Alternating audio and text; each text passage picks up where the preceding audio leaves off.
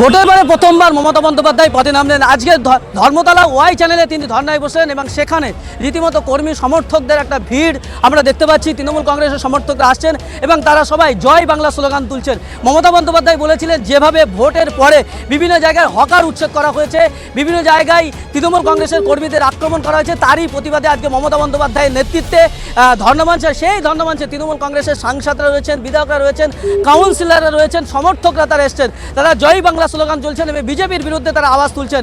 এই ধর্ণা মঞ্চ থেকে রীতিমতো মমতা বন্দ্যোপাধ্যায় বিজেপির বিরুদ্ধে বিষাদগার তুলেছেন। কল্যাণ বন্দ্যোপাধ্যায়রাও, মদন মিত্ররা তারা বিজেপির বিরুদ্ধে বিষাদগার তুলেছেন। তারা মূলত এখান থেকে কি বার্তা দিচ্ছেন, কি বলছেন, তাদের কি বক্তব্য শোনাব আপনাদের।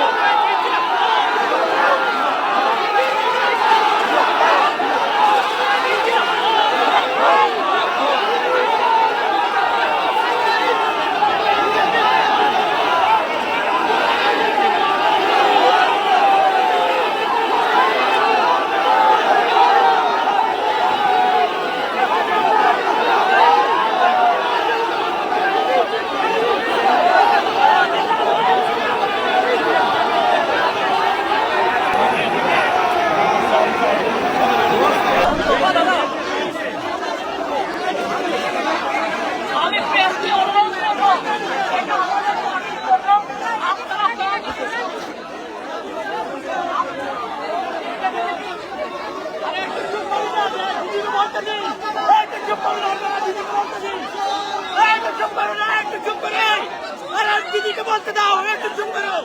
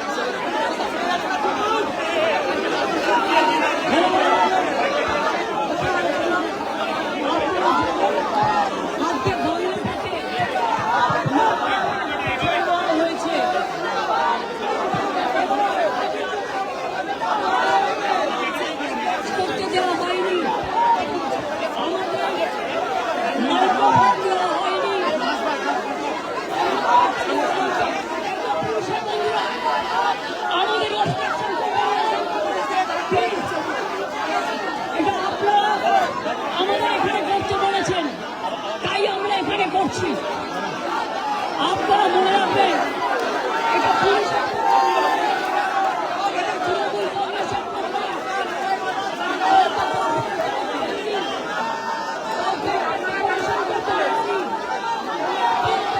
করতে দেননি, কাউকে মাইক্রোফোন লাগাতে দেননি, কংগ্রেসকে মিছিল মিটিং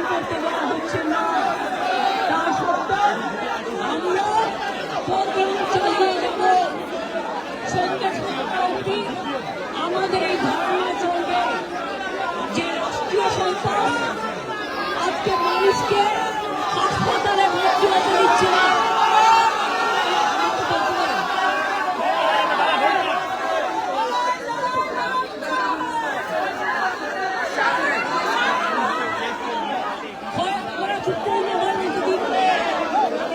দেখছেন তো মাইক দেওয়া হয়নি।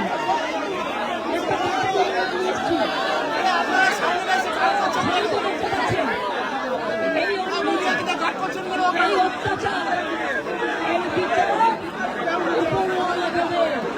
আমাদের ভরসা আছে, আমাদের বিশ্বাস আছে যে বাংলায় ভোট লুট করা হয়েছে বেআইনিভাবে। আমাদের এমএলএ থেকে শুরু করে, কাউন্সিলর থেকে শুরু করে, কন্টেস্টিং ক্যান্ডিডেট থেকে শুরু করে, পঞ্চায়েত থেকে শুরু করে, মিউনিসিপালিটি থেকে শুরু করে, এবং পুলিশ বলে যাচ্ছে গভর্নমেন্টের কথায়, সরকারের কথায় দিল্লি কলকাতা নাচছে, তৃণমূল কংগ্রেসটাকে ভেঙে দেওয়ার চেষ্টা করছে। যাতে আপনারা ভাঙবার চেষ্টা করবেন,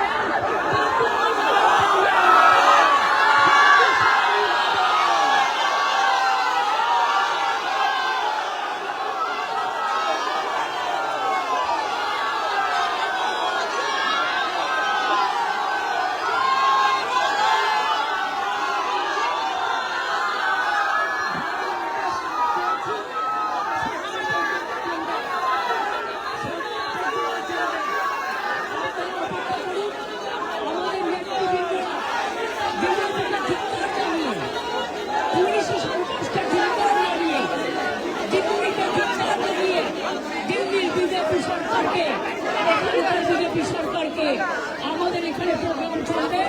আমাদের নেতৃবৃন্দরা বলবে আপনারা যে যেরকম পারবেন জায়গা আছে বসে পড়ুন।